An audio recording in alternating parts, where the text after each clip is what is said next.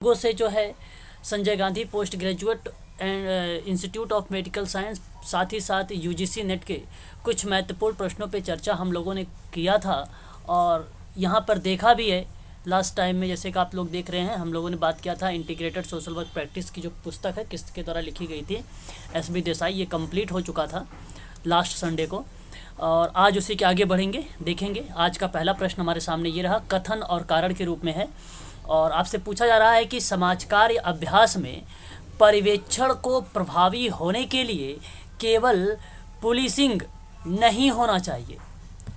क्या आप यहाँ पे इस प्रश्न का जवाब देना उचित समझेंगे, या सही है या गलत है? समाज कार्य अभ्यास में पर्यवेक्षण को प्रभावी होने के लिए ये शब्द है पुलिसिंग। क्या इसका मतलब क्या हो सकता है, बताइए। पुलिसिंग पता नहीं है सर। पुलिसिंग ओके, कोई बात नहीं। पुलिसिंग का मतलब यहाँ पे पुलिस से ही शब्द से रिप्रेजेंट किया गया है ना, उसी शब्द से, जैसे आपराधिक गतिविधियों को रोकने और आपराधिक को पकड़ने, अपराधियों के द्वारा किए जाने वाले अपराधों की खोजबीन करने से संबंधित। तो यहाँ जो ये शब्द है, अगर हम साधारण शब्दों में अगर बात करें तो पुलिसिंग को पर्यवेक्षण या नियमों को लागू करने के रूप में परिभाषित किया जाता है। पुलिसिंग का अर्थ क्या हुआ? पर्यवेक्षण या नियमों को लागू करने के रूप में परिभाषित किया गया है।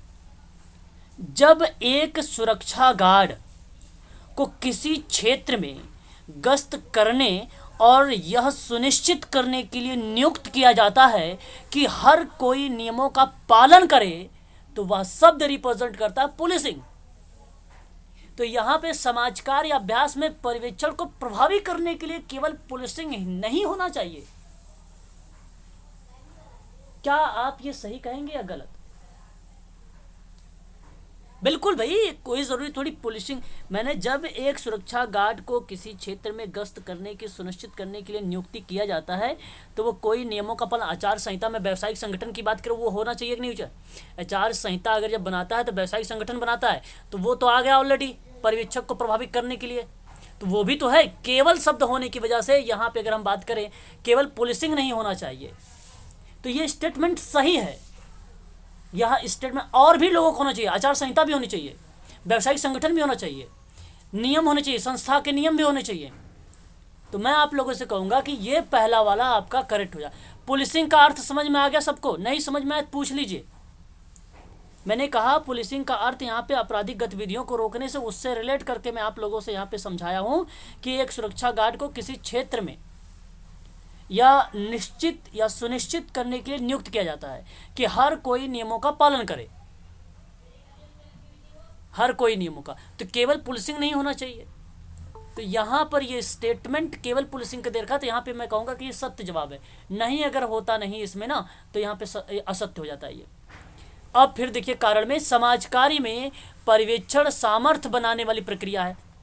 समाज कार्य में जो पर्यवेक्षण होता है वो सामर्थ्य बनाने की प्रक्रिया होती है, तो ये सत्य है, ये भी सत्य और ये भी सत्य। तो मैं आप सबसे कहूँगा कि दोनों को सत्य करिए। ऑप्शन में देखिए कहीं दिया गया है, कोट को देख लीजिए आप, ए बी में दिया है, बी में भी दिया गया है, सी डी को काट दीजिए। बताइए व्याख्या हो रहा है नहीं हो रहा है? स्पष्टीकरण हो रहा है या नहीं हो रहा है? सर स्पष्टीकरण, हाँ स्पष्टीकरण हो रहा है। देखो पर्यवेक्षण को सामर्थ्य बनाने वाली प्रक्रिया की बात कर रहा है, तो जाहिर सी बात है पर्यवेक्षण को ही प्रभावी लाने की बात कर रहा है, इसलिए व्याख्या हो रही है। ऑप्शन नंबर आप यहाँ पे कहेंगे बी करेक्ट रहेगा, क्योंकि देखिए अभ्यास में पर्यवेक्षण को प्रभावी बनाने के लिए बात की जाती है, पुलिसिंग नहीं होना चाहिए। फिर पर्यवेक्षण को सामर्थ्य बनाने वाली प्रक्रिया की बात कर रहा है, तो जाहिर सी बात है यहाँ पे व्याख्या होगा आपका, स्पष्टीकरण होगा आपका। ठीक है, ये स्टेटमेंट आपका सही रहेगा। वेरी मोस्ट इम्पोर्टेंट सवाल है ये आप सबके लिए। व्यवस्था अभिगम का अनुक्रम को बताना है आप लोगों को। मेडिकल सोशल वर्क में ऐसे प्रश्न आप लोगों को देखने को मिल सकते हैं। क्या नाम इनके बारे में मैं आपको बता दूं, ग्रो कार्ल गिलबर्ट एक नाम है। क्या नाम है उनका? ग्रो कार्ल गिलबर्ट, 1877 में। आपको मैं बता दूं यहाँ पे जो है सिस्टम अप्रोच की स्थापना, लेकिन यहाँ जो सिस्टम अप्रोच की बात मैं कर रहा हूँ, ये क्रम की बात कर रहा हूँ, ये ग्रो कार्ल गिलबर्ट है। लुंडविन बार्टालाम्फी की बात करें तो सिस्टम अप्रोच वहाँ पे भी देखने को हमें मिलता है 1940 में। लेकिन जब इन्होंने इन सारी चीज़ों पर चर्चा किया तो इन्होंने 4 अभ्यास प्रणाली बताई थी। कितनी प्रणाली बताई थी? 4 बताई थी। नंबर 1 में अगर आप लोगों से बात करूं, आप चाहो तो इसको नोट कर सकते हो अपने कॉपी पर, बहुत ही इम्पोर्टेंट है आप सबके लिए एग्जाम की पॉइंट ऑफ व्यू से। तो आप नोट कर सकते हो चेंज एजेंट सिस्टम। पहला चेंज एजेंट सिस्टम, जिसको बोला जाता है परिवर्तन अभिकर्ता व्यवस्था, ये पहला स्टेप रहेगा, स्टेप बोल रहा हूं। दूसरा बात करूं, क्लाइंट सिस्टम होता है। क्या होता है? ये क्लाइंट सिस्टम होता है, क्लाइंट सिस्टम। तीसरा अगर हम बात करें तो टारगेट सिस्टम होगा। क्या होगा? टारगेट सिस्टम होगा। और चौथे की अगर हम लोग बात करें तो एक्शन सिस्टम होगा। किसी ऑप्शन को मैच कर रहा है? ये एक्शन सिस्टम होगा। एक बार जरा मुझे बताइए, क्या मैं हिंदी बता दूं आप लोगों को एक बार? Sir B. देखिए, ओके, श्वेता का जवाब यहाँ पे अगर हम बात करें तो बी की तरफ आप सभी लोग जा रहे हैं। वेरी गुड, बहुत बढ़िया। तो ये याद रखने वाली बात है कि जो एजेंट सिस्टम प्रणाली चेंजेस दिया गया है, उसकी उत्पत्ति जो किया था रोनाल्ड लिपिड ने किया था। इसके किसने किया था? रोनाल्ड लिपिड ने किया था।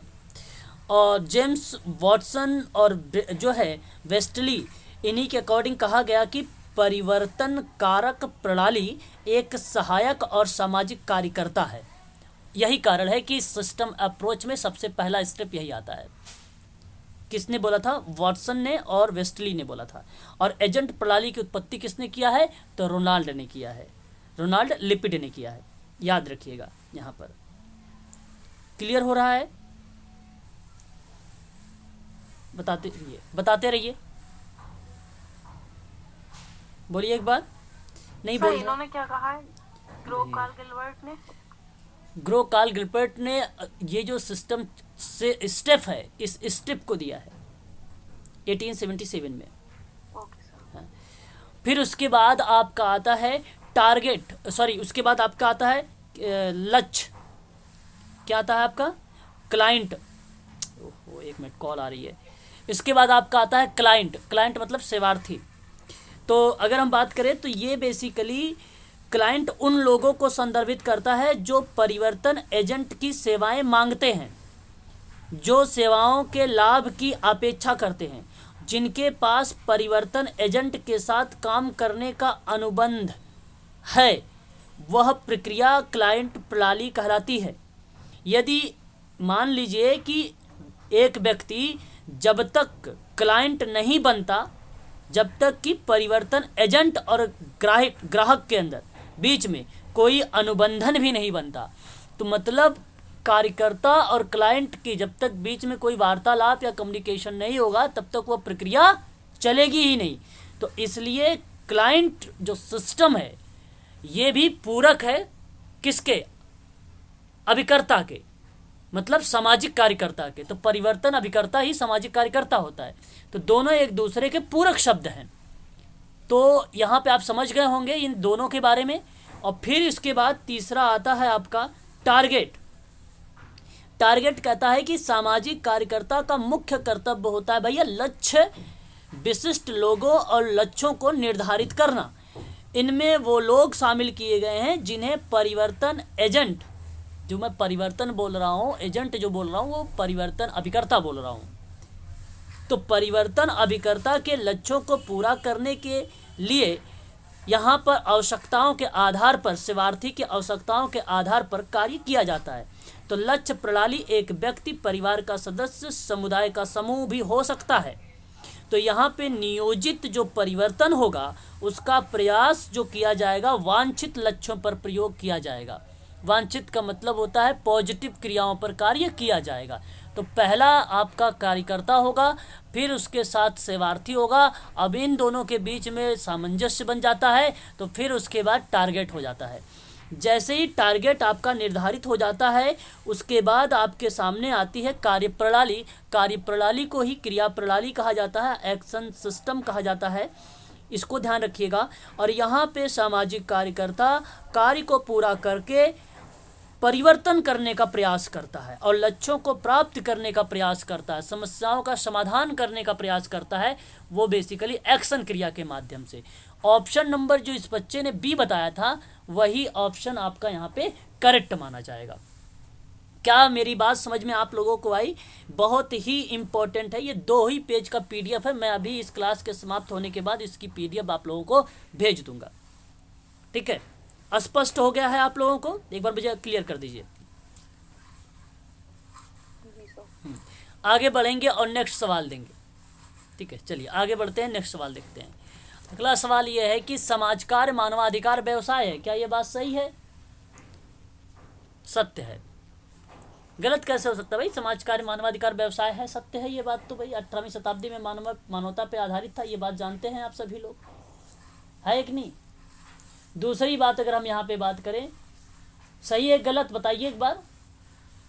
सही है सर। सही है। सही है सर। दूसरी बात अगर हम लोग करते हैं कि सेवार्थी की समस्याओं का हल उसके निर्णय के अनुसार किया जाना चाहिए, तो ये भी तो सही हो जाएगा। वो भी बिल्कुल सही है सर। तो ऑप्शन नंबर आप देखिए सी में ए और आर दोनों सत्य है, इसलिए आपका ऑप्शन नंबर सी वाला करेक्ट मान लिया जाएगा, है ना। वेरी वेरी मोस्ट इंपॉर्टेंट सवाल, क्वेश्चन नंबर 7 हमारे सामने। समाज कार्य शिक्षा परिषद किस वर्ष स्थापित किया गया? जरा ऑप्शन बताइए आप लोग, बताइए आप लोग बताइए।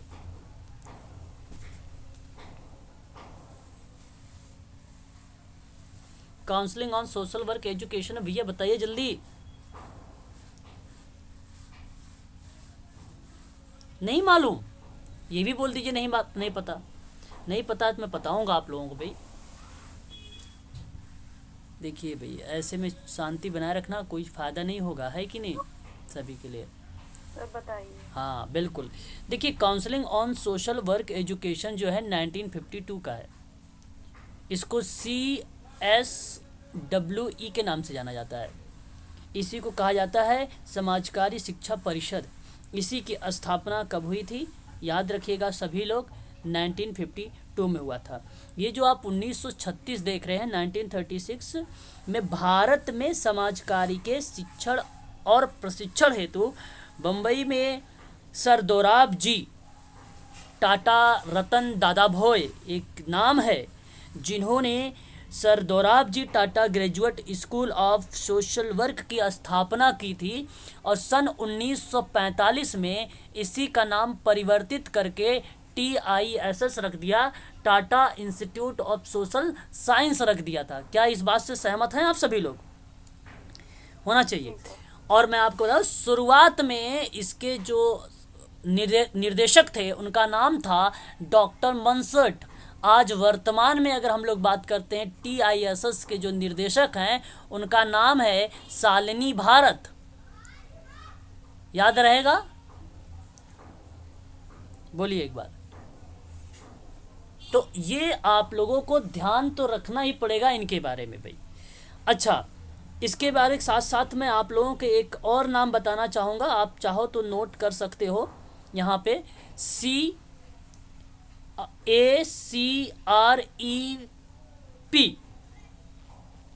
आप नोट कर लीजिए। इसको कहा जाता है counselling for accreditation. Counselling for, अगर हम बात करें एक्रीडिटेशन, एक्रीडिटेशन कहा जाता है of counselling and related education programme कहा जाता है इसको। और इसको याद रखिएगा, इसकी स्थापना कब की गई थी? अमेरिका का है ये, संयुक्त राज्य अमेरिका में काउंसलिंग प्रोग्राम्स है ये, है ना। इसकी स्थापना कब की गई थी? सन 1981 में की गई थी इसकी स्थापना। नोट कर लीजिएगा, एक एक इम्पॉर्टेंट चीज़ें हैं जो समाज कार्य शिक्षा से संबंधित हैं। वहीं दूसरी बात करें तो NASW का नाम आप लोगों ने सुना होगा, national association of social workers. जानते होंगे आप इसके बारे में। National association of social workers संयुक्त राज्य अमेरिका की ही सामाजिक कार्यकर्ताओं का एक व्यावसायिक संगठन है। आप सबको भलीभांति तरीके से पता होना चाहिए कि वाशिंगटन डीसी में इसका मुख्यालय है और यह व्यावसायिक संगठन है और इसकी स्थापना सन 1955 में किया गया था। वेरी वेरी मोस्ट इम्पोर्टेंट है ये आप सबके लिए। स्पष्ट हो रहा है ना? बोलिए। ठीक है। एक नाम आता है ABET। ABET एक नाम आप लोगों को देखने को मिलता है और ABET जो होता है ये गैर लाभकारी संगठन है। गैर लाभकारी संगठन है ये, और इसी को हम लोग बोलते हैं अभियांत्रिक और प्रौद्योगिकी के लिए प्रत्यायन बोर्ड। प्रत्यायन बोर्ड इसी का नाम बोलते हैं। ये बल्टीमोर, संयुक्त राज्य अमेरिका के बल्टीमोर में इसकी जो है मुख्यालय बनाया गया है। इसकी स्थापना 10 मई 1932 को हुई थी। 10 मई 1932 की हुई थी। ABET ये बहुत ही इम्पोर्टेंट है, इसको आप लोग ध्यान रखिएगा, भूलिएगा मत इसके बारे में। स्पष्ट रहेगा, है ना? हाँ, ध्यान रखिएगा ये। और ये उसी शब्द को रिप्रेजेंट करता है जहाँ पे हम लोगों ने अभी देखा है accreditation board for engineering and technology. उसी की शुद्ध हिंदी मैंने अभी आप लोगों से बताया है कि अभियांत्रिकी और प्रौद्योगिकी के लिए प्रत्यायन बोर्ड के रूप में या नियमित किया गया था एक गैर सरकारी संगठन के रूप में, जिसको हम लोग गैर लाभकारी संगठन का नाम भी दे देते हैं। याद रखिएगा, ये भी आप सबके लिए इम्पोर्टेंट ही है सवाल। ठीक है भाई, चलिए बहुत बढ़िया भाई। आप सब लोग इसको जो है पढ़ते चलिएगा। इसके संबंध में आगे बढ़ेंगे और नेक्स्ट सवाल लेंगे। और हमारे सामने ये सवाल आ गया है, अंशधारी कर्मचारी, ग्राहक, आपूर्तिकर्ता, दुकानदार तथा समाज निम्नलिखित में से किसका गठन करेगा? क्या समुदाय, संगठन या स्टेक होल्डर या समाज? बताइए, समुदाय, संगठन, स्टेक होल्डर, समाज, क्या सही जवाब देना उचित समझेंगे आप सभी लोग? प्रश्न बताइए जरा मुझे।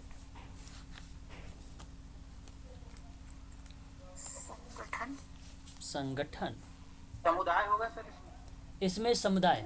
देखिए, अंशधारी, कर्मचारी, ग्राहक, आपूर्तिकर्ता, दुकानदार और समाज की बात करें तो स्टॉक होल्डर का नाम लगा के आइएगा। हाँ, stakeholder is the right answer हो जाएगा यहाँ पे। सही जवाब अगर हम बात करें आप लोगों से, स्टॉक होल्डर ही आपका करेक्ट माना जाएगा। श्वेता कह रही थी भैया लास्ट क्वेश्चन का कि 1947 में काशी विद्यापीठ है। श्वेता लाता भाई, सर मेरा एक क्वेश्चन आंसर था। ओके चलो कोई बात नहीं, लेकिन ये जो लास्ट क्वेश्चन आपने जवाब दिया था 1947, वो लखनऊ का काशी विद्यापीठ वाला इंस्टीट्यूट है। आप सभी लोगों ने सुना होगा, पूछ लेता स्वतंत्रता के बाद भारत में समाज का। आगे बढ़ेंगे, नेक्स्ट सवाल की बात करेंगे। तो ये सवाल आपको समझ में आ गया, जहाँ पे अंशधारी, कर्मचारी, ग्राहक और आपूर्तिकर्ता, दुकानदार और समाज को लेकर गठन करने की बात करेगा, स्टॉक होल्डर्स का नाम आपका करेक्ट माना जाएगा। बात करेंगे नेक्स्ट सवाल पर, सामाजिक संस्था। देखिए परिभाषा आ गई भैया, बहुत बढ़िया सवाल है। बताइए, संस्था। ये सारे सवाल आप सब के लिए इम्पोर्टेंट है, हर जगह एग्जाम में आप लोगों को देखने को मिल सकता है भाई। संस्था तो भाई जानते हैं कि मानव के कुछ सामान्य हित होंगे या कुछ विशेष हित होंगे। जहाँ सामान्य हितों की पूर्ति के लिए जो संगठन बनाए जाते हैं वो बेसिकली संस्था का ही पार्ट बनता है। जब विशेष हितों के लिए कोई उद्देश्य की पूर्ति को बनाए जा रहे हैं संगठन, तो वहाँ पर बेसिकली हम समिति की बात कर लेते हैं, है ना। तो संस्था में दोनों चीज़ें इन्वॉल्व हो जाती है, समुदाय प्लस समिति दोनों इन्वॉल्व हो जाती है। तो एक सामाजिक संस्था समाज का वह ढांचा होता है जो मुख्य रूप से सुव्यवस्थित विधियों के द्वारा व्यक्तियों की ज़रूरतों की पूर्ति के लिए संगठित किया जाता है, तो संस्था उसे कहते हैं। तो इसका जो सही जवाब होगा, स्थापित प्रक्रिया जो मानवीय व्यवहार को विनियमित करती हो, तो यही तो सही जवाब है। बाकी बात संस्था जहाँ समाज कार्य संगठित होते हैं वो गलत हो जाएगा। संगठन जहाँ सामाजिक पदों को औपचारिक रूप से स्पष्ट किया जाता है ये भी गलत हो जाएगा। संगठन जो सामाजिक सेवाओं के लिए संचालित होता है वो भी गलत हो जाएगा। ऑप्शन केवल आपका यहाँ पे सही रहेगा, पहला वाला। तो याद रखिएगा, जहाँ सामान्य हितों की पूर्ति के लिए बनाए गए जो संगठन होते हैं उसको समुदाय कहते हैं। क्या बोलते हैं उसको? समुदाय बोलते हैं। और जब कोई विशेष हितों की पूर्ति के लिए बनाए गए जो संगठन होते हैं उसे क्या बोलते हैं? समिति बोलते हैं। और जब एक सामाजिक संस्था समाज के उस ढांचा की बात कर रहा है जहां मुख्य रूप से सुव्यवस्थित विधियों के द्वारा व्यक्तियों की ज़रूरतों को पूरा किया जा रहा हो, है ना, तो वो बेसिकली संस्था हो जाएगा जहाँ पे मानवीय व्यवहार विनियमित हो रहे होंगे। ऑप्शन नंबर आपका पहला ही करेक्ट जवाब हो जाएगा। स्पष्ट हुआ? तो इसके अगर हम महत्व और कार्य की बात करें तो ये करता है कि सामाजिक नियंत्रण के साधनों की व्यवस्था करने की बात करता है। संस्था व्यक्ति के कार्य और उसके पद को प्रदान करने की बात करती है। मानव आवश्यकताओं की पूर्ति की बात करती है। मानव व्यवहारों को नियंत्रित करने की बात करती है। व्यवहारों को अनुरूपता की बात करती, प्रतिरूपता की बात नहीं करेगी, प्रतिकूल की बात नहीं करेगी, अनुकूल की बात करती है। ये सामाजिक परिवर्तन में सहायक होने में भूमिका निभाती है। संस्था के जो सदस्य होंगे उनके व्यवहारों में अनुरूपता लाएगी, यानी अनुकूल करेगी। सामाजिक अनुकूलन में सहायता देगी। व्यक्ति के कार्य को सरल बनाएगी। संस्कृति की वाहक होगी। सामूहिक जीवन में व्यक्ति को मार्गदर्शन देगी, है कि नहीं। ये सारे के सारे क्या बन जाते हैं, आपके कार्य बन जाते हैं संस्था के। निश्चित उद्देश्य के लिए संस्थाएं बनाई जाती हैं, धारणाओं के लिए बनाई जाती हैं, है ना। संस्था में बहुत अगर हम बात करें लिखित अलिखित दोनों चीज़ें हमें देखने को मिलती है। यह एक स्ट्रक्चर के रूप में आती है, इसमें निश्चित नियम होता है। संस्था का एक प्रतीक होता है, प्रतीक का मतलब समझते हो आप लोग, सिंबल जिसको बोलते हैं, है ना। ये सारी चीज़ें हमें देखने को मिलती है संस्था में। अगला क्वेश्चन लेंगे हम लोग, नेक्स्ट बढ़ेंगे। देखिए, समाज का उच्चतर और निम्नतर श्रेणी में जब विभाजन होता है तो वो क्या कहलाता है, क्या बताना उचित समझेंगे आप सभी लोग यहाँ पे। ओके, सामाजिक स्तरीकरण, वेरी गुड। यहाँ पे अगर हम बात करें आप लोगों से, आप लोगों ने मुझे सही जवाब दिया है। सामाजिक स्तरीकरण का जो अर्थ बताता है, समाज में व्यक्ति की स्थिति, अथवा आप ये कह लीजिए कि सामाजिक स्तरीकरण की व्यवस्था में उसका स्थान उसकी व्यक्तिगत रुचियों को किस सीमा तक निर्धारित करेगा, वही आपका सामाजिक स्तरीकरण को रिप्रेजेंट करता है। बेसिकली कई विद्वानों ने सामाजिक स्तरीकरण को विभिन्न तरीके से जो है परिभाषित किया। कहा कि स्तरीकरण की जो अवधारणा है वह अंतःक्रिया अथवा विभेदीकरण की प्रक्रिया है, जिसमें कुछ व्यक्तियों को दूसरे व्यक्तियों की तुलना में उचित स्थान प्राप्त होता है, उसे हम सामाजिक स्तरीकरण कहते हैं। एक नाम आप लोगों ने सुना होगा, रेमंड मुर्रे का नाम।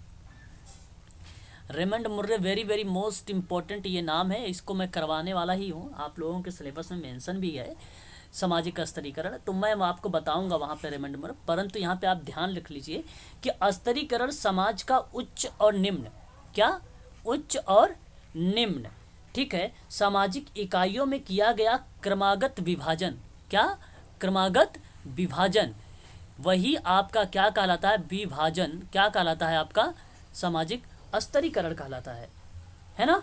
याद रखिएगा, सामाजिक स्तरीकरण की जो प्रकृति होती है वो सामाजिक होती है। सामाजिक स्तरीकरण जो है प्राचीनतम पद्धति मानी जाती है ना। एक श्रमिक और दूसरा पूंजीपति है ना। समाज ये डिवाइड हो गया ना उच्च और निम्न में, तो सामाजिक स्तरीकरण प्रत्येक समाज में पाया जाता है। ये बात तो आपको मालूम होना चाहिए, है कि नहीं। ये आदिकाल से लेकर आज तक कोई भी ऐसा समाज नहीं है जिसमें स्तरीकरण ना पाया गया हो, सभी में पाया जाता है। सामाजिक स्तरीकरण में उसके जो है अनेक स्वरूप देखने को मिलते हैं, है ना। सामाजिक स्तरीकरण जो होता है परिमाणिक होता है, वो है कि नहीं। ये चीज़ें आप लोगों को ध्यान रखना पड़ेगा, काफ़ी इंपॉर्टेंट है सामाजिक स्तरीकरण भी आप लोगों के लिए, है ना। चलिए आगे बढ़ेंगे, नेक्स्ट सवाल देखेंगे। देखिए यहाँ पे मैंने आप लोगों को बता चुका हूँ, एक बार आप सभी लोग जरा है मुझे बताएं किसका किससे मैच करेगा। श्रम का सामाजिक विभाजन दुर्खिम का नाम कहीं दिखाई दे रहा है आप लोगों को? फर्स्ट नंबर पर। ओके, फर्स्ट नंबर पर दिखाई दे रहा है, तो आप इन्हीं को लगा दीजिए। और अगर हम बात करें इस्माइल दुर्खिम के साथ साथ सामाजिक प्रक्रिया की, तो CH कूले, जिसको आप लोग बोलते हैं चार्ल्स हर्टन कूले, सामाजिक प्रक्रिया सोशल प्रोसेस, इनको लगा दीजिए। सामाजिक परिवर्तन आप WF आगबर्न का नाम लगा दीजिए, 1922 में सोशल वर्ग की बात अगर हम करें, सामाजिक वर्ग की बात करें, TH मार्शल का नाम लगा दीजिए। देख लीजिए कौन सा ऑप्शन सही गया है, एक बार बताइए मुझे। ऑप्शन नंबर आपका यहाँ पे पहले का पहला, दूसरे का दूसरा, तीसरे का चौथा, option number B is the right answer हो जाएगा यहाँ पर, है ना। B वाला करेक्ट हो जाएगा। सामाजिक स्तरीकरण का अर्थ बताइए जरा एक बार। क्या देखिए यहाँ पे शायद आप लोग को पता भी चल गया होगा, सामाजिक स्तरीकरण का अर्थ क्या होता है कि जन्म तथा सामाजिक स्तर के आधार पर लोगों का जो विभाजन है वही सामाजिक स्तरीकरण हो जाएगा। ऑप्शन नंबर आपका डी वाला ही करेक्ट हो जाएगा। यहाँ पे कोई दो राय नहीं है कि गलत है ये। बेसिकली यहाँ पे क्यों जन्म और सामाजिक स्तरण दिया गया, मैं आपको एक चीज़ बता देता हूँ। आपको जब सामाजिक स्तरीकरण को जब आप डिवाइड करेंगे तो उसको दो भागों में डिवाइड किया गया है। कितने भागों में? दो भागों में। एक का नाम रखा गया था प्राणी शास्त्रीय आधार। एक का क्या नाम रखा गया था? प्राणी शास्त्रीय आधार। इस आधार पे अगर हम बात करते हैं तो हम लिंग, आयु, प्रजाति एवं जन्म आदि को ले लेते हैं। तो नाम नोट करना कर लीजिए। एक तो लिंग वाला शब्द ले लेंगे, दूसरा अगर हम बात करें आयु वाला शब्द ले लेंगे, तीसरी अगर हम बात करें तो प्रजाति वाला शब्द ले लेंगे, उसके बाद जन्म को भी हम इसमें मेंशन कर लेंगे। लिंग का मतलब होता है कि भाई स्त्री और पुरुष के रूप में समाज का स्त्रीकरण सबसे प्राचीन है। लगभग सभी समाजों में पुरुषों की स्थितियों में स्त्रियों से ऊंची मानी जाती है। तो कई पद ऐसे हैं जो केवल पुरुषों के लिए ही निर्धारित होते हैं। जैसे सेना में स्त्रियों को नहीं लिया जाता है।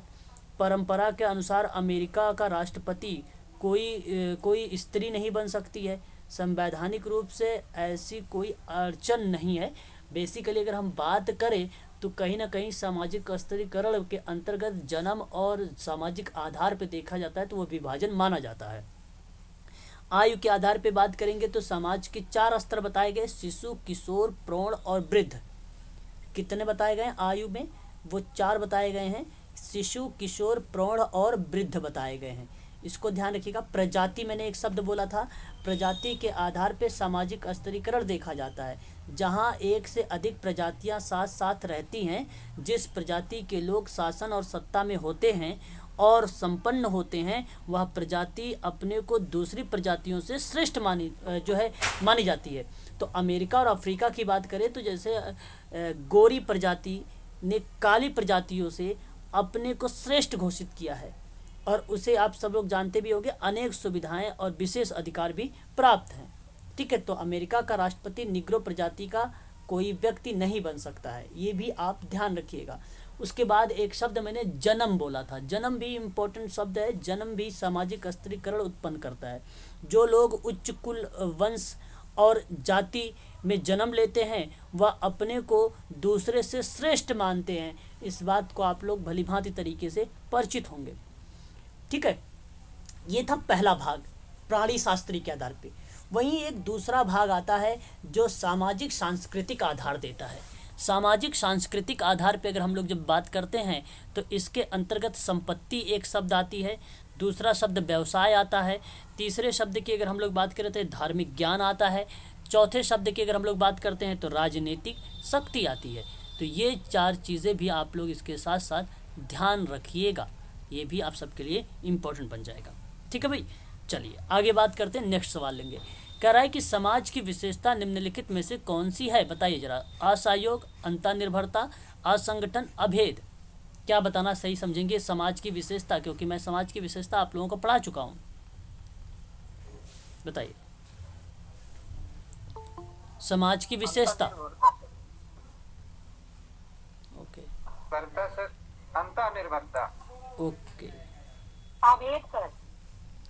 समाज की विशेषता आप बता रहे हैं अंतर्निर्भरता। Okay, sir Aved sir. चलो कोई बात नहीं, अगर आप लोगों ने नहीं समझे हैं तो अब यहाँ पे समझ लीजिएगा। बहुत ही इम्पोर्टेंट टॉपिक है आप सबके लिए। जैसा कि आप सबको मैंने पहले ही बता रखा है समाज के बारे में कि समाज जो है बेसिकली समाजशास्त्र में से शब्दों से लाया गया और उस समय जब इसकी परिभाषा बताई गई तो कहा गया कि व्यक्तियों के उन समूह से नहीं बल्कि उनके बीच संबंधों की जो व्यवस्था होती वो समाज होता है, ये बताया गया था, जैसा कि मैंने आप लोगों को पढ़ा चुका हूँ। तो समाज स्वयं संघ है, वह एक संगठन और व्यवहारों का योग है जिसमें सहयोग देने वाले एक दूसरे से संबंधित होते हैं, तो उसे हम लोग बोलते हैं समाज। तो समाज भी अगर हम बात करें तो समाज सामाजिक संबंधों का एक जाल है जो बताया है मैकाइवर एंड पेज ने। वहीं अगर हम बात करें समाज अमूर्त होता है, जैसा कि आप लोग को भलीभांति तरीके से मालूम है विशेषताओं के रूप में। साथ ही साथ समाज के अंतर्गत पारस्परिक निर्भरता पाई जाती है ऑप्शन में नहीं लिखा हुआ है कहीं। समाज संबंधों की व्यवस्था है, किसी भी ऑप्शन में नहीं है। इसमें भिन्नता के दो रूप देखने को मिले हैं, एक असमानता मिला है ना, एक असमानता मिला है और एक समानता शब्द मिला है। दोनों शब्द भी यहाँ पर दिखाई नहीं दे रहे हैं। समाज का एक मनोवैज्ञानिक आधार देखने को मिला है, साथ ही साथ पारस्परिक जागरूकता भी समाज की विशेषता बताती, जो कि ऑप्शन में नहीं है। अगर हम बात करें तो समाज में सहयोग और संघर्ष दोनों पाए जाते हैं, तो इसलिए यहाँ पे भी नहीं है, सहयोग भी नहीं है, उसकी जगह असहयोग शब्द दिया हुआ है। समाज एक परिवर्तनशील और जटिल व्यवस्था है, जो कि ऑप्शन में नहीं दिया गया है। समाज जो है निरंतर बना रहता है, जैसा कि आप सभी लोगों को मालूम है। समाज में अंतर्निर्भरता पाया जाता है, अंतर्निर्भरता पाया जाता है, यह आपका ऑप्शन में दिया गया है। ऑप्शन नंबर जो सी है ये आपका करेक्ट हो जाएगा। समाज केवल मनुष्यों तक सीमित नहीं है, जो कि आपका ऑप्शन में नहीं दिया गया है। तो यहाँ पे करेक्ट जवाब हो जाएगा ऑप्शन नंबर सी।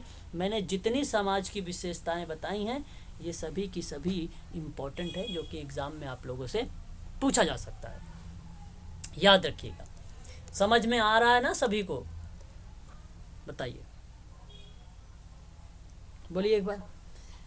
शिक्षा का अधिकार, जैसा कि आप सबको भली भांति तरीके से मालूम होगा, इस बात का प्रावधान करता है कि प्रत्येक बच्चे को शिक्षा पाने का अधिकार है। क्या ये बात सही है?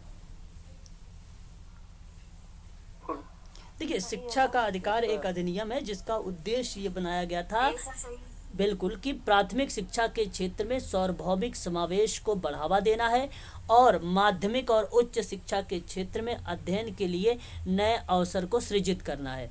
जैसा आप जानते हैं 6 से 14 साल की आयु के प्रत्येक बच्चों के लिए शिक्षा का मौलिक अधिकार के रूप में अंगीकृत भी किया गया है।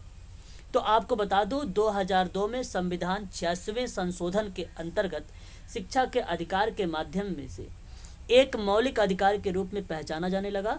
लेख मतलब अनुच्छेद 21 का ए में इसलिए सम्मिलित होना मतलब उसे किया गया कि राज्य के रूप में इस तरीके से विधि के द्वारा निर्धारित कर सके कि 6 से 14 वर्ष की आयु के सभी बच्चों को मुक्त और अनिवार्य शिक्षा प्रदान किया जा सके। तो ये आरटीई है जिसको लागू किया गया था 2009 में। कब लागू किया गया था इसको? 2009 में। वेरी वेरी मोस्ट इम्पॉर्टेंट सवाल है, इसको आप सभी लोग ध्यान रखिएगा, भूल मत जाइएगा, ठीक है। इसके अंतर्गत ये बातें हमें देखने को मिलती है, ठीक है। तो अनुवर्ती कानून था शिक्षा के अधिकार अधिनियम 2009 का प्रावधान था, जिसमें कहा गया कि भाई प्राथमिक शिक्षा प्रदान की जाएगी 6 से 14 साल के बच्चों के लिए, और इसी में गैर अल्पसंख्यक निजी और गैर सहायता प्राप्त स्कूल, आर्थिक रूप से जो कमज़ोर और वंचित पृष्ठभूमि के बच्चे होंगे उनके लिए प्रवेश स्तर पर ग्रेड में कम से कम 25% सीटों की आरक्षण की बात की जाएगी। यदि आप लोगों से पूछा जाए कि कमज़ोर वर्ग और वंचित वर्ग की पृष्ठभूमि के जो बच्चे होंगे उनके प्रवेश स्तर पर ग्रेड में कम से कम कितने सीटों का आरक्षण दिया गया है, तो 25% का आरक्षण दिया गया है। इसको आप लोग ध्यान रखिएगा सभी लोग। EWS के बारे में आपको मालूम होना चाहिए। क्लास 8 से ऊपर RTE के तहत मुक्त शिक्षा के लिए कुछ तर्क दिया गया था। कहा गया था कि बच्चों के माता पिता को 9वीं कक्षा के बाद निजी स्कूल में अत्यधिक फीस चुकानी पड़ती है, जिसे वे वहन नहीं कर सकते हैं, तो इसके लिए जो है WES का सहारा ले सकते हैं, है ना। तो ये चीज़ें बताई गई हैं। दूसरा, निजी विद्यालय में निर्धन बच्चों को शिक्षा देने का जिम्मेदार है? जी सर। बिल्कुल।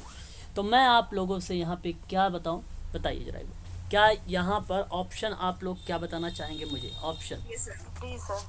डी। यहाँ आप लोग कह रहे हैं कि डी वाला सही जवाब जाएगा। यहाँ आपका डी ही करेक्ट माना जाएगा, है ना। डी ही करेक्ट माना जाएगा कि भाई निर्धन बच्चों को शिक्षा देने के लिए जिम्मेदार है। देखिए, अगर हम यहाँ पे बात करें, जो निजी विद्यालय की बात हुई, निजी विद्यालय का मतलब प्राइवेट की बात कर दिया, और प्राइवेट भी निर्धन बच्चों के लिए शिक्षा देने के लिए जिम्मेदार है, तो ये गलत हो जाएगा, है ना। निर्धन विद्यालय में भी बच्चों को शिक्षा देने के लिए जिम्मेदार है, निर्धन बच्चों को निजी स्कूल मतलब प्राइवेट स्कूल, ये कहाँ देता है भाई? इसका सर स्टेट, कुछ परसेंट पर लेना तो पड़ता है उन्हें एडमिशन। देखिए वो तो अलग बात है इसी भाई को कि मिलता है। अगर वो एडमिशन ले रहे हैं वो अलग बात है, लेकिन जो शिक्षा का अधिकार में बात की गई है, प्रावधान को लेकर बच्चों के शिक्षा के अधिकार देने की बात, वो आपका बी वाला ऑप्शन। देखिए आप सोचिए एक बार कि ऑप्शन ए जो आप अभी कथन है, जो कारण है, दोनों में अंतर भी है, और अंतर के साथ साथ सही स्पष्टीकरण, सही स्टेटमेंट आपको ऑप्शन ए बताता है। बी वाला आपको कंफ्यूज कर रहा है, जो कि निजी विद्यालय भी बच्चे, निर्धन बच्चों के लिए शिक्षा के लिए जिम्मेदार है। इसमें कुछ भूमिका ही नहीं होती है इनकी, तो ये तो प्राइवेट स्कूल वाले हैं भाई, ये तो आपसे पेमेंट लेते हैं, चार्ज करते हैं, कहाँ छूट देते हैं बताइए? पैसे देंगे तो भाई एडमिशन हो जाएगा, सिंपल सी बात है। इसमें प्राइवेट के परिप्रेक्ष्य में बात किया गया है, इसलिए आपको मैं कहूँगा कि ए सही है, आर गलत है, ऑप्शन नंबर सी का चुनाव करिए। प्राइवेट यहाँ पे निर्धन बच्चों को शिक्षा देने के लिए जिम्मेदार है, ये स्टेटमेंट गलत है भाई, ये स्टेटमेंट गलत है। मानवाधिकार आपको मालूम होना चाहिए। मानवाधिकार कब आया है? 1949 में मानवाधिकार की सार्वभौमिक घोषणा 10 दिसंबर 1948 में अंगीकृत किया गया था, ये बात आपको मालूम होना चाहिए। मानवाधिकार दिवस कब मनाया जाता है? तो 10 दिसंबर को मनाया जाता है। भारतीय संविधान के परिप्रेक्ष्य में आप सबको भलीभांति तरीके से मालूम होगा, 1944 इज द राइट आंसर हो जाएगा। बाल अधिकार अभिसमयन की अगर हम लोग बात करें यहाँ पे, तो ये आपका 1976 हो जाएगा। राष्ट्रीय बाल नीति की अगर हम लोग बात करते हैं 1959 हो जाएगा। परंतु यहाँ पे सही जवाब आप देख लीजिए, पहला सब सामने सामने मिला है, 1 2 3 4, ऑप्शन नंबर डी देख लीजिए, डी वाले में करेक्ट हो जाएगा, ये डी वाला ही आपका करेक्ट हो जाएगा। वर्ष 1999 और 2000 किस वर्ष के रूप में मनाया गया था भाई? देखिए मानवाधिकार के संबंध में ही ये सवाल आप लोगों के सामने प्रस्तुत किए गए हैं, तो मैं बता दूं मानवाधिकारों का वर्ष था ये, ऑप्शन नंबर पहला यहाँ पे डी वाला ही सही हो जाएगा।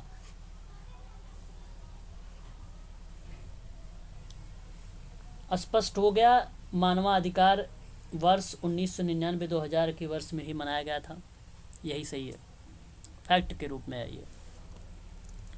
जनहित याचिका का लक्ष्य क्या हो सकता है भाई? आप लोगों को मालूम होना चाहिए जनहित याचिका, बताइए जनहित याचिका।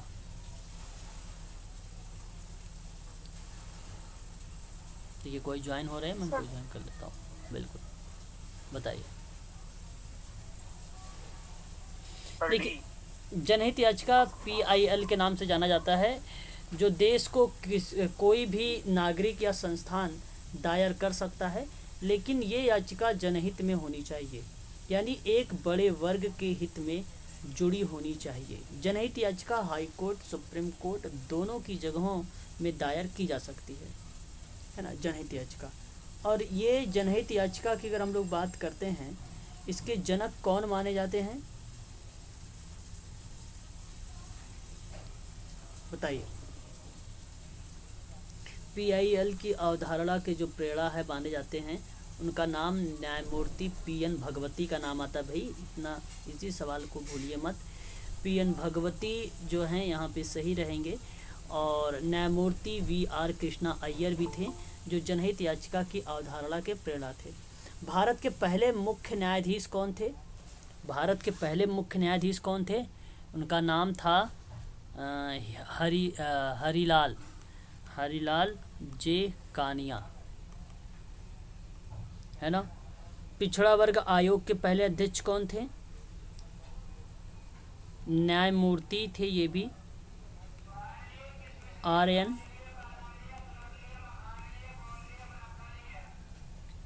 प्रसाद।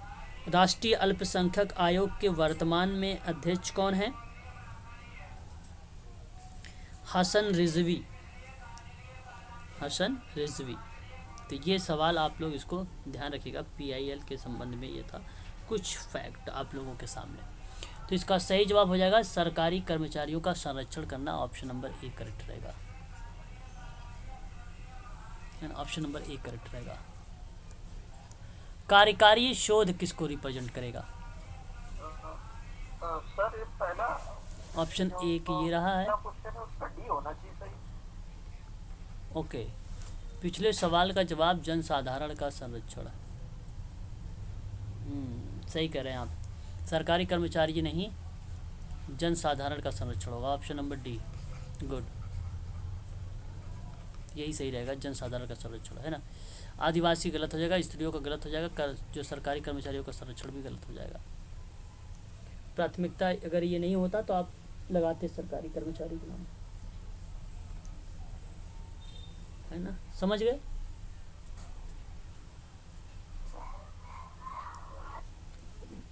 बोलिए एक बार। हाँ, कार्यकारी शोध के बारे में बताइए जरा। कार्यकारी शोध क्या होता है? कार्यकारी शोध की बात अगर हम लोग करते हैं तो ये उपचार वास्तव में सहायता करते हैं और उसके बारे में ज्ञान प्रदान करते हैं या ज्ञान प्रदान करना होता है। ऑप्शन अगर हम ए के बाद फिर बी ऑप्शन की बात करें तो कार्य योजना उपलब्ध कराने की बात करता है। ऑप्शन सी की बात करें तो सांख्यिकी विश्लेषण। ऑप्शन डी की बात करें तो आंकड़ों का संग्रह करने की तकनीकी। ये सही है।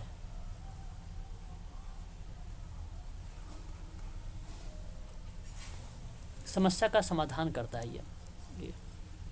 राज्य के डीपीएसपी सिद्धांतों की अवधारणा किस देश के संविधान से ली गई है? आयरलैंड ही है ना। संविधान सभा का संवैधानिक परामर्शदाता के रूप में किसने कार्य किया है? हाँ, बी.एन. राव ने। बी.एन. राव। भारतीय संविधान के किस अनुच्छेद ने वर्ष 14 की आयु में समस्त बच्चों के लिए निःशुल्क और अनिवार्य शिक्षा प्रदान की बात की गई है? देखिए, ये जो आपका 43 है ना, वो कर्मचारी के लिए है, निर्वहन मजदूरी। निःशुल्क और अनिवार्य शिक्षा 45 है 45 है ना। और नागरिकों के लिए एक समान की बात करना 44 है। काम की न्याय संगत और अगर हम बात करें मान एक प्रकार से प्रसूतिहीनता की सहायता की, प्रसूति सहायता की, तो वो 42 बताता। ऑप्शन नंबर आपका यहाँ पे सही हो जाएगा बी वाला, डी। भारतीय संविधान का कौन सा अनुच्छेद स्त्रियों और बच्चों के लिए विशेष प्रावधान बनाने के लिए भागीदारी राष्ट्र के अधिकार देता है?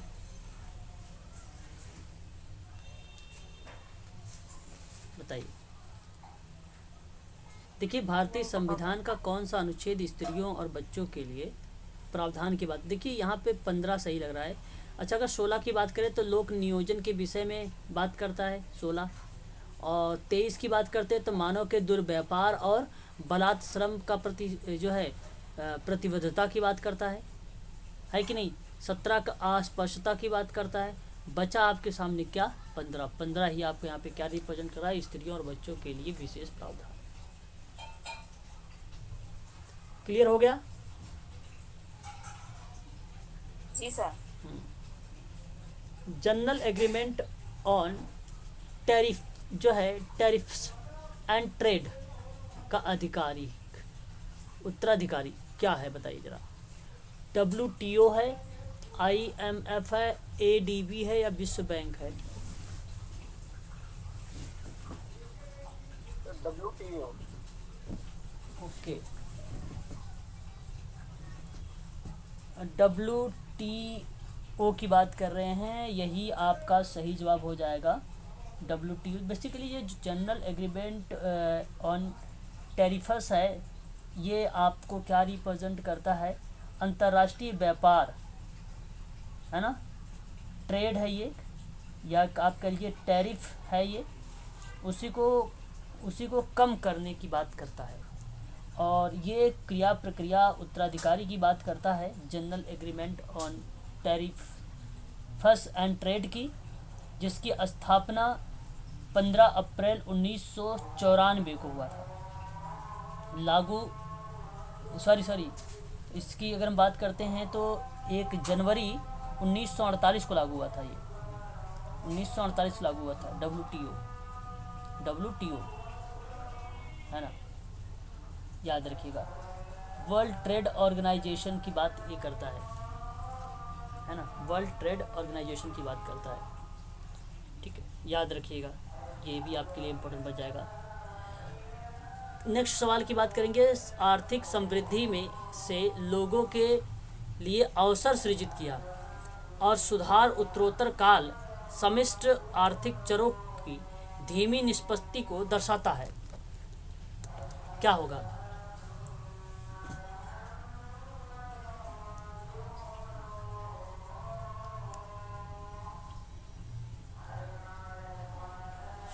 देखिए, आर्थिक समृद्धि से लोगों के लिए अवसर सृजित किए जाएंगे और सुधार उत्तरोत्तर काल जो है समिष्ट आर्थिक चरों को धीमी निष्पत्ति करता है, ये सत्य है।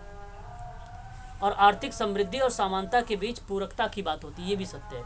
देखिए, यहाँ पर दोनों स्टेटमेंट सत्य हैं। बात रही व्याख्या की, तो देखिए आर्थिक समृद्धि समानता के बीच पूरकता की बात तो ऑलरेडी कर लिया, व्याख्या तो ऑलरेडी हो ही रही है। ऑप्शन नंबर आपका यहाँ पर जो होगा वो व्याख्या वाला सही माना जाएगा, स्पष्टीकरण सही माना जाएगा। ऑप्शन नंबर देख लीजिए, यहाँ पे बी दिया गया है, ए आर दोनों सही है, आर जो है ए की सही व्याख्या कर रहा है, ऑप्शन नंबर बी करेक्ट रहेगा। मैंने ये सवाल आपको पढ़ा रखा है, बता रखा है, राष्ट्रीय ग्रामीण रोजगार गारंटी अधिनियम किस वर्ष पारित किया गया था? 2000 या 2005? 2 अक्टूबर 2005 को। ऑप्शन नंबर आपका बी करेक्ट माना जाएगा। मनरेगा है जो नाम आप जानते हैं। सामाजिक न्याय समता की ओर प्रवृत्ति नहीं करता है, क्या ये बात सत्य है या असत्य है? बताइए भाई, सामाजिक न्याय समता की ओर प्रवृत्ति नहीं करता, क्यों नहीं करता है? गलत है ना, ये तो गलत है। प्रवृत्ति नहीं करता भाई, उसकी तरफ वो अग्रसर तो होता है ना, सामाजिक न्याय समता की ओर जाता है, और ये कहता है समता की ओर प्रवृत्ति नहीं करता है सामाजिक न्याय, तो ये गलत हो गया। सामाजिक न्याय सर्वाधिक खराब के पक्ष में प्रतिलोभी भेदभाव की अपेक्षा करता है, ये सत्य है। मतलब यहाँ पे ए गलत हो गया, आर सत्य है। ऑप्शन नंबर सी देख लीजिए, सी करेक्ट। प्रश्न समझ में आया कि नहीं आया? समझ में आपको नहीं समझ में आया पूछ लीजिए। सब बी ऑप्शन समझ में नहीं आया। सामाजिक न्याय जो होता है सबसे ज़्यादा खराब के पक्ष में प्रतिलोभी भेदभाव की अपेक्षा करने लगेगा, और जब खराब सार्वजनिक तरीके से जब खराब होगा भाई, तो वो रीजंस बताएगा ना। भेदभाव या तो आपने किया होगा या तो कोई लाभ के लिए अपने काम किया होगा, है कि नहीं? तभी तो खराब हुआ है। बात सही जा रही गलत? बताइए। सही है, नहीं समझ पा रहे हो? बोलते भी नहीं हो जल्दी। हाँ, नहीं समझ में आ रहा तो खुल के बोलो, नहीं समझ में आ रहा बताएंगे, और समझ में आ रहा तो फिर तो अच्छी बात है। सोचने वाली बात है कि भाई सामाजिक न्याय समता की ओर जाती है, बात ठीक है, लेकिन समता को ओर प्रवृत्त करती नहीं है, तो ये गलत बात है भाई। समता को जाती है, समता को प्रवृत्ति, ऐसी कोई असमानता की बात थोड़ी ना करता है, तो फिर सामाजिक न्याय कहाँ का? फिर सामाजिक न्याय कह रहा है कि अगर अधिक खराब होता है तो इसमें रीज़न भाई प्रतिलिया, तो आप अपने व्यक्तिगत लाभ की बात कर रहे हो, अगर भेदभाव की अपेक्षा की बात कर रहे हो,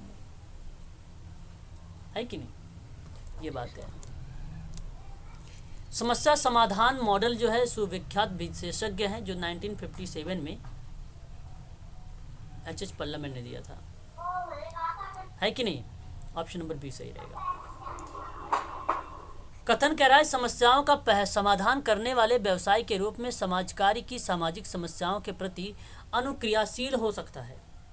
देखिए बिल्कुल सही बात है, ये स्टेटमेंट सही है कि समस्याओं का समाधान करने वाले व्यवसाय के रूप में समाज कार्य की जो सामाजिक समस्याओं के प्रति अनुक्रियाशील हो सकता है, ये बात ठीक है, सत्य है। समाज कार्यकर्ताओं के पास व्यापक ज्ञान और उपरोक्त कौशल होते हैं, मतलब समस्या समाधान करने के कौशल होते हैं। ठीक है, ठीक है भाई। तो आप जरा मुझे बताइए कि आप व्याख्या कर रहा है या नहीं व्याख्या कर रहा है? देखिए, एक में तो समस्याओं का समाधान करने के लिए व्यवसाय के रूप में समाज कार्य की सामाजिक समस्याओं के प्रति बता रहा है अनुक्रियाशील को, दूसरे में कार्यकर्ता के पास जानकारी बता रही है और उसके साथ साथ बता रहा है उसकी स्किल को, तो व्याख्या नहीं हो रही है, दोनों अलग अलग स्टेटमेंट है। ऑप्शन नंबर आपका बी करेक्ट हो जाएगा, यहाँ पर बी करेक्ट होगा। हाँ जी, B is the right answer हो जाएगा। बी सही है।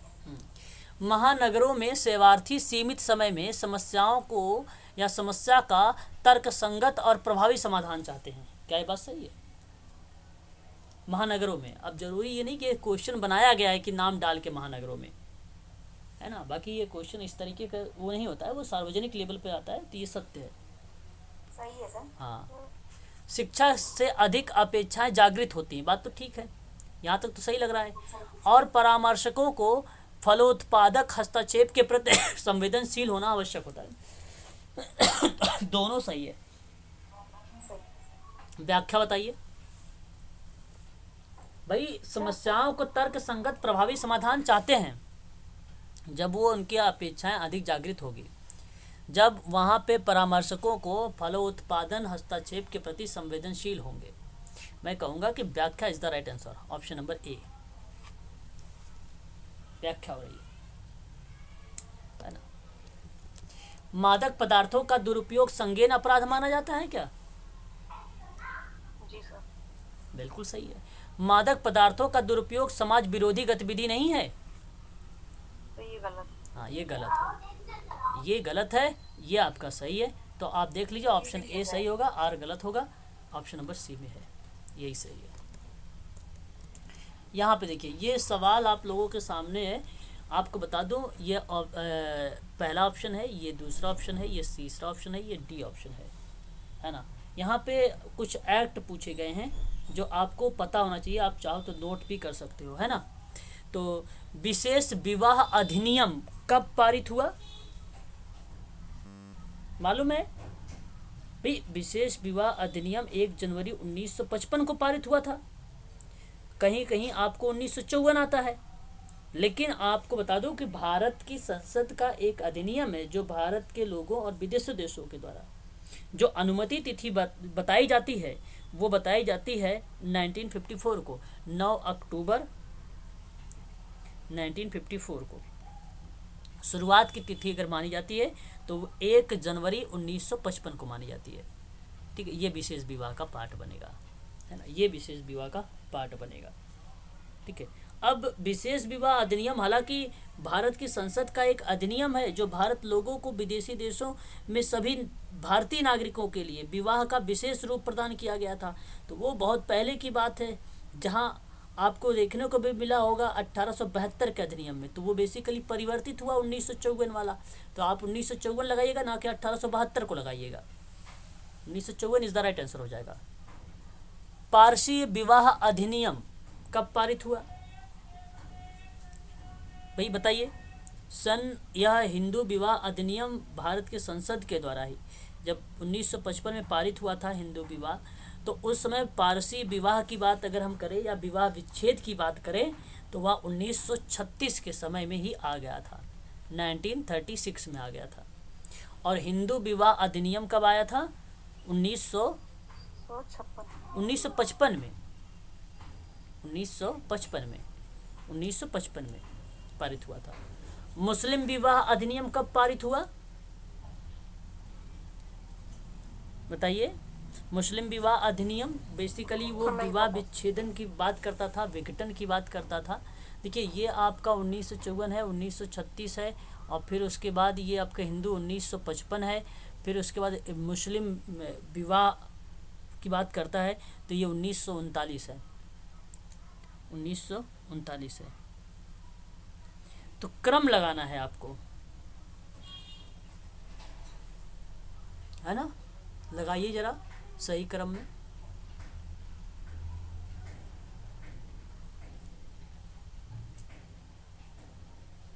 मुझे लग रहा है ये ऑप्शन ही गलत दे रखा है।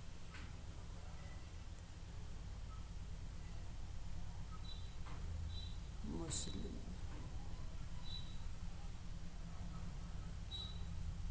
डी ऑप्शन नहीं, डी सही जा रहा है, हाँ डी सही जा रहा है, very good, D is the right answer, D सही जा रहा है, ऑप्शन डी ही करेक्ट माना जाएगा, यहाँ पे डी करेक्ट माना जाएगा, है ना, यही सही है। सामाजिक व्यवस्था का वर्गीकरण यांत्रिक सामाजिक व्यवस्था और जैव सामाजिक व्यवस्था किसने पेश किया था? देखिए, बहुत बढ़िया सवाल है, फैक्ट पर प्रश्न है ये। T Parsons is the right answer हो जाएगा यहाँ पर, ऑप्शन नंबर डी, टालकाट पार्सन्स। राष्ट्रव्यापी परिवार नियोजन कार्यक्रम प्रारंभ करने वाला प्रथम देश विश्व का कौन सा है? भारत होना चाहिए, भारत ही करेक्ट जवाब है। यहाँ पे सही जवाब क्या माना जाएगा बताइए? हाँ, Bharat is the right answer, India. प्रश्न आ गया आगे। देखिए, यहाँ पे सम्मिलित करना है, एक तरफ सुनना दिया गया है, दूसरे तरफ जो है आश्वासन, जड़त्व और विनाश संपादन के। तो सुनना क्या हो सकता है? सुनना क्या हो सकता? उपलब्ध कराना एक प्रकार का, ये आपको अगर हम बताएं टेक्निक है। और पुनर्आश्वासन की बात अगर हम लोग करते हैं तो ये पुनर्आश्वासन प्रतिरोध की बात करता है, किसकी? प्रतिरोध को। और जड़त्व तो किसकी बात करता है भाई? जड़त्व तो किसकी बात करता है? नहीं नहीं नहीं नहीं भाई, यहाँ पे तो ये सही है आपका, पुनर्आश्वासन तो प्रतिरोध को नहीं होगा, ये निदेशन होगा, निदेशन होगा। जड़त्व की बात करते हैं तो प्रतिरोध हो जाएगा और बिना संपादन मुक्त साहचर्य हो जाएगा। ये सही जा रहा है। कौन सा ऑप्शन गया है? Option number B, option number B. एक तरफ सिद्धांत है, एक तरफ प्रतिपादक है। देखिए घटना, वेरी वेरी मोस्ट इंपॉर्टेंट सवाल है ये, इस पर स्टार लगा लीजिएगा। घटना विज्ञान संबंधी अगर हम लोग बात करेंगे तो किसका नाम आएगा? कार्ल रोजर्स का नाम आता है। मनोविश्लेषणात्मक में अगर हम बात करते हैं तो किसका नाम आता है? सिगमंड फ्रायड का नाम आता है। और अगर हम लोग बात करें प्रेरणा संबंधी तो किसका नाम आता है? अब्राहम मैस्लो का नाम आता है। और लर्निंग की बात करते हैं तो किसका नाम आता है? B.F. स्किनर का नाम आता है। बहुत सरल सवाल था ये। व्यक्तित्व के सिद्धांत निम्नलिखित में से पर्सोना की अवधारणा किस विद्वान ने दिया है? Persona, Karl Jung is the right answer, option number A. देखिए ये फ्रायड की अवस्थाएं हैं, बताइए फ्रायड की अवस्था पहले कौन सा अवस्था थी? मुखावस्था आती है, फिर गुदावस्था आती है, फिर लैंगिक अवस्था आती है। लैंगिक अवस्था के बाद अगर हम लोग बात करते हैं तो कौन सी अवस्था आएगी? सुषुप्तता अवस्था, फिर जननांगी अवस्था, है ना? Option number B, B correct है। मानसिक क्षमता जैसे कि अभिगम, ध्यान केंद्रित करना और याददाश्त, भाषा, सोच, तर्कणा और सृजनात्मकता में परिवर्तन या स्थिरता क्या कहलाता है? बताइए। संज्ञानात्मक विकास कहलाता है। क्या कहलाता है? कॉग्निटिव डेवलपमेंट कहलाता है। अपने को किसी अन्य व्यक्ति को स्थिति में रखने और उसकी भावनाओं तथा संवेदनाओं को समझने की क्षमता को क्या कहा जा सकता है? बहुत सरल सवाल है। B option. बी, संवेदनाएं नहीं हो सकती यहाँ पे। अन्य व्यक्ति को स्थिति में रखना और उसकी फिर संवेदनाओं को समझने की क्षमता, संवेदना होता है, दूर संवेदना ही होती है, दूर संवेदना ही होती है वो। ठीक है, ऑप्शन नंबर सी करेक्ट रहेगा। बाल विवाह के दौरान, सॉरी बाल विकास, हाँ सी बोलिए। सर ये जो बताया इसमें सर बी होगा, परानुभूत, sympathy, okay, sympathy, sorry sir, परानुभूति, जी ओके। 100%। देखिए सहानुभूत और परानुभूत, है ना, ये आप सब के लिए जो है बहुत ही इम्पोर्टेंट है। सहानुभूत और एक समानुभूत होते हैं। समानुभूत को ही हम लोग क्या बोलते हैं? परानुभूत से ही रिप्रेजेंट करते हैं। बात दोनों सिमिलर होता है ना।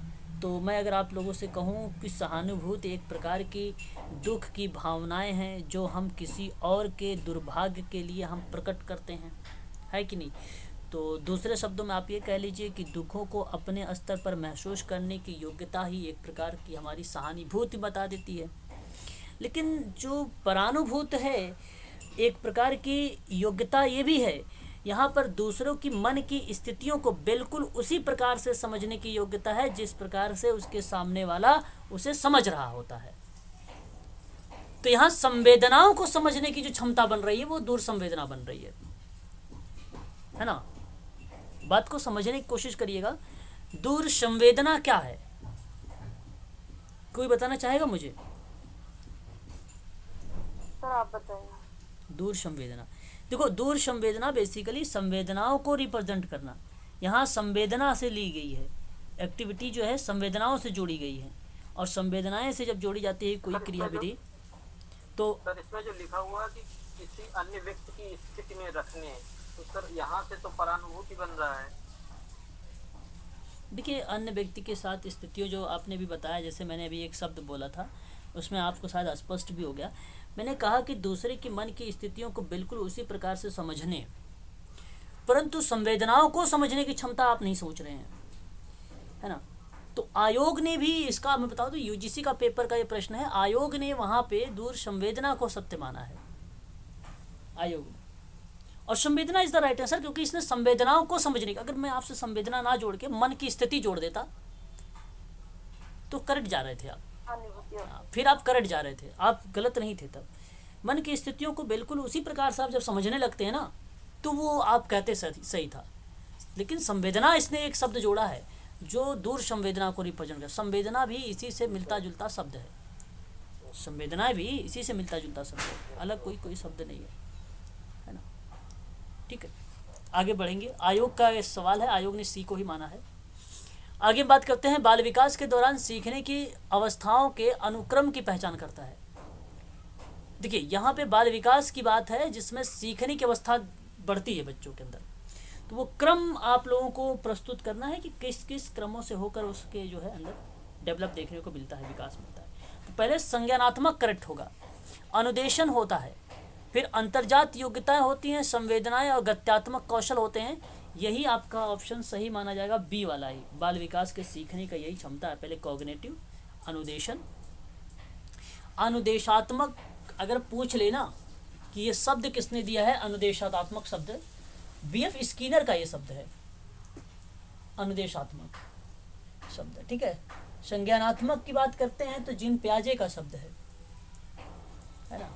संवेदी जिन प्याजे का ही शब्द है ना, याद रखिएगा। ऑप्शन नंबर बी करेक्ट जवाब हो जाएगा, है ना, बी।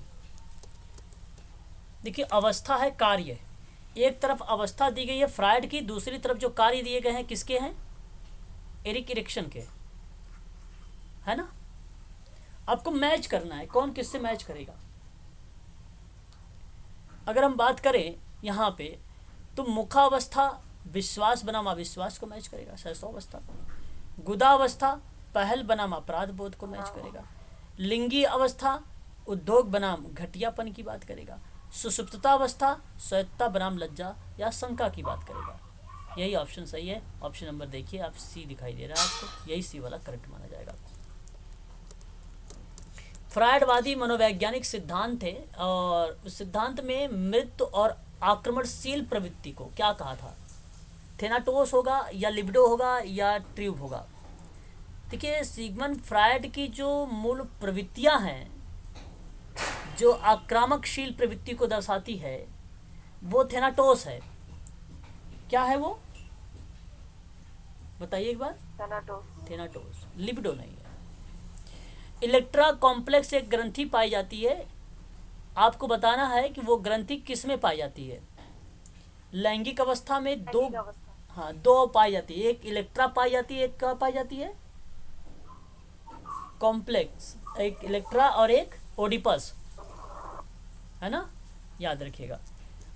समाजीकरण मानवीय समूहों की आवश्यकतापूर्ण प्रक्रिया है। क्या बात सही है, बिल्कुल सही है, सही है। हाँ। आश्रितता की दीर्घ अवधि होने से बच्चे वह सब कुछ सीख लेते हैं जो कि उन्हें सीख लेने की ज़रूरत होती है, बिल्कुल सही बात है, सही है। तो क्या आप यहाँ पर व्याख्या कहना चाहेंगे। एक तरफ तो ध्यान रखिएगा मानवीय समूह की महत्वपूर्ण भूमिका प्रक्रिया बता रही है, दूसरी तरफ सामाजिकरण की बात ना होते हुए दीर्घ अवधि में होने वाले बच्चों की बात की जा रही है जहाँ उनके लर्निंग पर बात हो रही है, तो व्याख्या नहीं होगी। ऑप्शन नंबर बी सही रहेगा, बी करेक्ट रहेगा यहाँ पर। मैस्लो के पदानुक्रम मॉडल निम्नलिखित में से कौन सी आवश्यकता नहीं पड़ती है, मतलब आवश्यकता नहीं है। देखो एक क्रिया तो है, सुरक्षा भी है, आत्मसम्मान भी है, स्वच्छता की जो आवश्यकता है मैस्लो का नहीं है। जानते, कौन जानता है पिरामिड के 5 अवस्थाएं, नाम बता सकता है कोई बच्चा, बताइए। ओहो, मैस्लो का पदानुक्रम मॉडल नहीं पता है,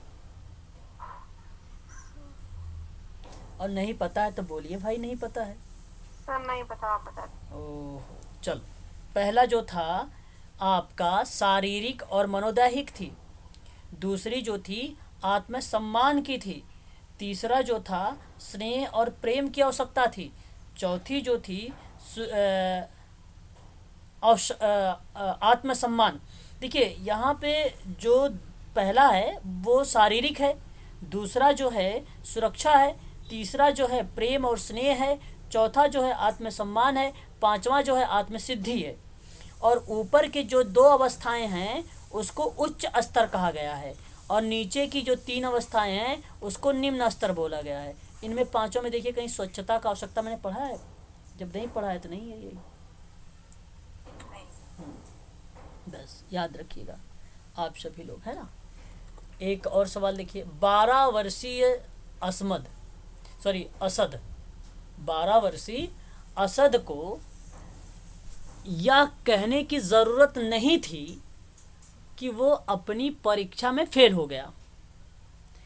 घर लौटने पर उस अपने पिता के चेहरे का भाव और उनकी मुद्रा से वह अनुमान लगा सकेगा कि उसका परीक्षा परिणाम क्या है। तो यह किसका उदाहरण माना जाएगा कि दृष्टिक शैली का अंतर्ग्रस्तता का, अवाचिक संप्रेषण का, या अतिरिक्त संवेदी अवबोधन का, या चेहरे के हाव भाव का? सर एक दृष्टिक शैली का अंतर्ग्रस्तता का। अच्छा, आपने कहा है कि दृष्टिक शैली की अंतर्गतता को बता रहे हैं आप, लेकिन मैं अगर आपसे बात करूं यहाँ पे मैडम, तो ये अवाचिक संप्रेषण है ना।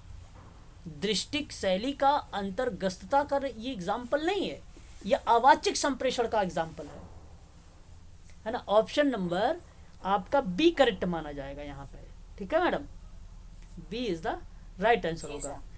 दूसरी बात करते हैं, नेक्स्ट सवाल लेंगे। वैयक्तिक कार्य में अगर हम बात करें, प्रकारवादी अभिगम किसने विकसित किया है ना। एक बार थोड़ा होल्ड रखिए, अभी हम आपसे एक क्वेश्चन पर बात करते हैं। आगे देखिए, वैयक्तिक कार्य में प्रकारवादी अभिगम किसने विकसित किया है? प्रश्न हमारे सामने है। जस्टिस ट्राफ्ट है, ऑटो रैंक है, गार्टन हैमिल्टन है, टॉलकाट पार्सन्स है। ऑप्शन सी गार्टन हैमिल्टन का जवाब दे रहे हैं आप लोग। जी सर। प्रकारवादी अप्रोच को मैंने आप लोगों को बताया भी है। Auto rank is the right answer, है ना। ऑटो रैंक करेक्ट यहाँ पे जवाब होगा। गार्टन हैमिल्टन का नाम यहाँ पे नहीं आएगा, है ना। अगर इसका विकास की बात हुआ था तो जस्टिस ट्राफ्ट का नाम आता है, लेकिन यहाँ पे अगर हम बात करें तो ऑप्शन नंबर आपका जो करेक्ट माना जाएगा वो ऑटो रैंक माना जाएगा। B is the right answer. इसी को जनक कहा जाता है। प्रकारवादी अभिगम के जनक कौन है? ऑटो रैंक है।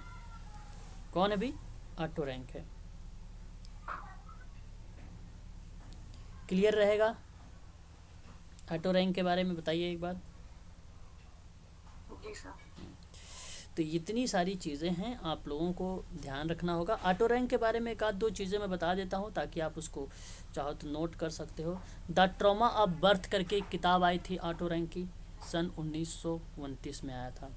और एक किताब आई थी जो है इसी का, ट्रूथ एंड रियलिटी की बात हुई थी 1936 की, 1936 की। जी सर द ट्रोमा की year sir? The trauma of birth देखिए मैंने लिखा है 1929। और ट्रूथ एंड रियलिटी की जो बात कर रहा हूँ मैं वो 1936। ठीक है। तो the myth of the birth of the hero करके भी एक किताब लिखा था, हीरो के जन्म का मिथक, 1909 में आया था, उसी का था ऑटो रैंक का ही। विल थेरेपी इसने दिया, एक क्या दिया है? विल थेरेपी है ना, विल थेरेपी इसी का है, ऑटो रैंक का ही है। ट्रॉमा ऑफ द बर्थ वाली काफ़ी इंपॉर्टेंट रही है किताब इसकी। पर्सनालिटी पर भी इसने बात किया है, ऐसी बात नहीं कि पर्सनालिटी पे बात नहीं किया है, पर्सनालिटी पर भी बात किया है। आर्ट एंड आर्टिस्टिक की बात किया है, आर्ट एंड आर्टिस्ट 1932 में। बस ये 4 किताबें याद रखिए, विल थेरेपी भी याद रखिए, बस ऑटो रैंक का। और 5वीं बात याद रख लीजिए, प्रकारादि अभिगम, ऑटो रैंक का काफ़ी इंपॉर्टेंट है, ये पूछ लिया जाता है एग्ज़ाम में। तो आज के लिए बस इतना ही रखिए आप सभी लोग। अगर क्लास शाम तक में होगी तो मैं आप लोगों को इन्फॉर्म कर दूंगा, ठीक है। मुझे अभी कहीं जाना है, जैसे ही मुझे आते हुए समय मिलेगा तो मैं आपको मैसेज छोड़ दूंगा ग्रुप में, ठीक है। आधे घंटे पहले आप लोग फिर ज्वाइन कर लीजिएगा, ठीक है। Sir good afternoon. चलिए।